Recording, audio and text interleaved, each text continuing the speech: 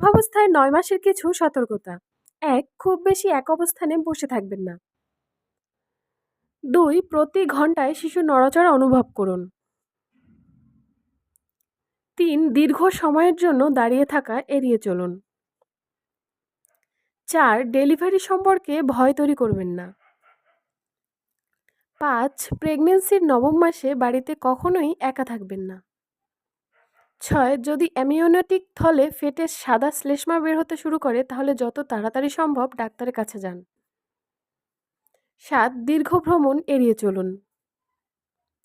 ৮. হালকাভাবে হাঁটা ও ব্যায়াম করুন। ৯. হসপিটাল ব্যাগ গুছিয়ে রাখুন এবং জরুরি হসপিটালে যাওয়ার জন্য যানবাহনের ব্যবস্থা করে রাখুন। ১০. কিছুক্ষণ পরপর অল্প অল্প পানি পান করতে থাকুন। আপনার প্রেগন্যান্সি জার্নি নিরাপদ কাটুক। আপনার